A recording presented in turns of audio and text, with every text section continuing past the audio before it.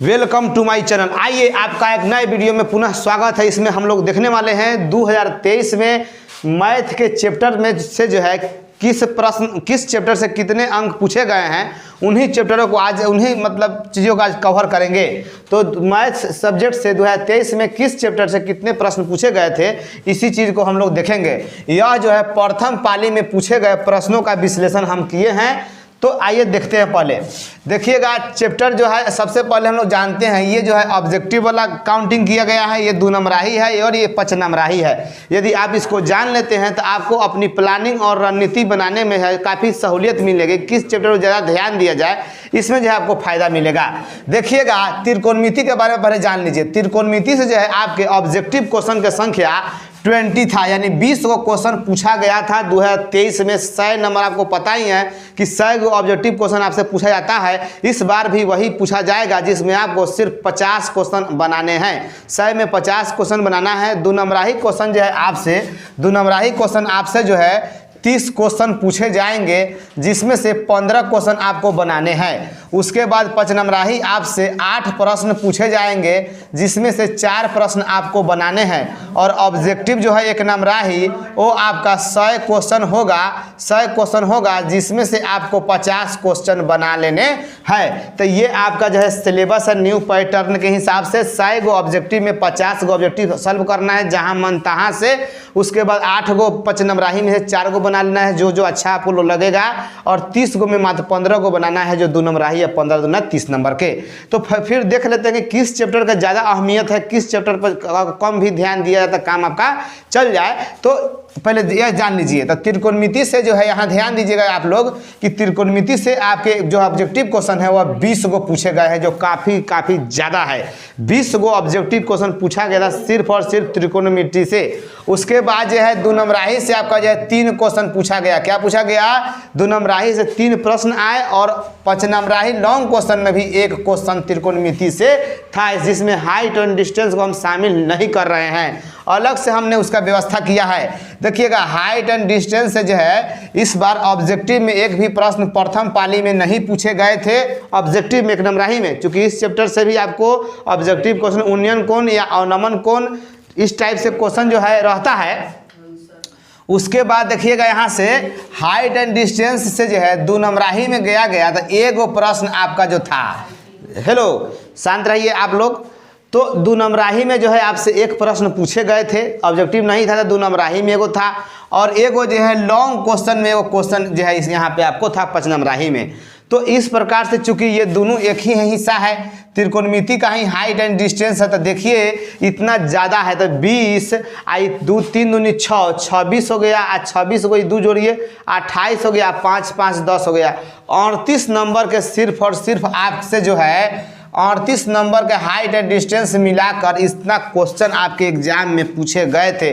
तो फिर त्रिकोणमिति पर ज़्यादा ध्यान क्यों नहीं दिया जाए, जिससे ज़्यादा प्रश्न आ रहे हैं। तो इसलिए आपको जो है त्रिकोणमिति पर एकदम विशेष तौर पर ध्यान देना चाहिए। उसके सूत्र को, उसके हर फार्मूला को एकदम कंसेप्ट के साथ आपको याद कर ही लेना चाहिए। और मैथ को बहुत बढ़िया से उसको कन्फ्यूजन जो है फ्री होकर बनाने चाहिए।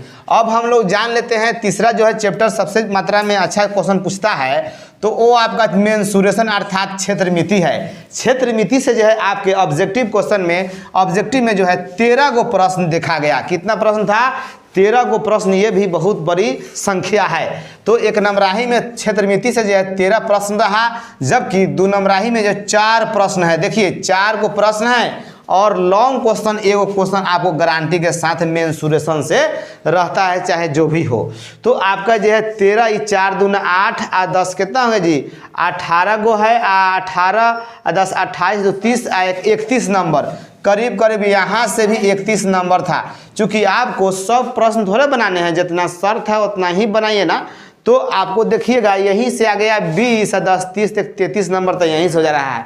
तो कोई भी 2 4 5 चैप्टर को जो है कॉन्फिडेंस के साथ पूरा 100% गतर सीख जाते हैं, तो आपसे जो है 50 क्वेश्चन जो ऑब्जेक्टिव को बनाना है, उससे आपको एक कमी नहीं होगा। और ना ही आपके 2 नंबराही छूटेंगे और ना ही लॉन्ग छूटेंगे। चलिए यहाँ देखिए, सांख्यिकी से स्टैटिक्स से जो है आपको ऑब्जेक्टिव में 5 गो क्वेश्चन था, दो नंबराही में एगो क्वेश्चन था और लॉन्ग क्वेश्चन भी एगो था जिसमें बहुलक पूछा गया था। तो लॉन्ग में भी आपसे बहुलक या माध्यिका या माध्य संबंधित क्वेश्चन या अनजान टर्म देकर आपसे पूछ सकता है। प्रोबेबिलिटी देखिए यहाँ से प्रायिकता से जो है ऑब्जेक्टिव में 4 गो क्वेश्चन था, दो नंबराही में एगो क्वेश्चन था, लॉन्ग क्वेश्चन इससे नहीं पूछे गए थे। यहाँ समझिए समानांतर श्रेणी जो छोटा है चैप्टर है इसका भी बड़ा वोल्टेज बढ़ जाता है। तो एपी से जिसे आप लोग एपी कहते हैं, तो समानांतर श्रेणी से जो है ऑब्जेक्टिव क्वेश्चन 8 गो पूछा गया था। ऑब्जेक्टिव क्वेश्चन कै गो था? 8 गो, बहुत बड़ी संख्या है। इसलिए छोटे से चैप्टर को छोटा न समझकर इसको बढ़िया से आपको बना ही लेना चाहिए, हर सूत्र को, हर टाइप के हिसाब को। यहाँ देखिए, और दो नंबराही भी कोई कम नहीं है, 4 गो दो नंबराही में पूछा गया है। देखिए जिसका जो है लगभग 3 से 4 नंबर ही उसका सिलेबस है, और इसमें से 8 और 4 दूनी 8, 8 8 16 नंबर ये अपना उपस्थिति दर्ज कराया। तो आपको एपी पर विशेष तौर पर भी ध्यान देना चाहिए। एकदम छोटा स्तर का चैप्टर है लेकिन बहुत बहुत इसका वैल्यू है। अब समझ लेते हैं हम लोग वास्तविक संख्या, जो पहला चैप्टर रियल नंबर है उससे ऑब्जेक्टिव में 10 गो क्वेश्चन था, दो नंबराही में 2 गो क्वेश्चन था, लॉन्ग क्वेश्चन इससे नहीं पूछे गए थे। बहुपद में आते हैं आप लोग, तो बहुपद से भी ऑब्जेक्टिव की संख्या 10 गो था, और देखिए दो नंबराही आपको 3 गो मिल गया, लॉन्ग क्वेश्चन इससे नहीं पूछे गए थे।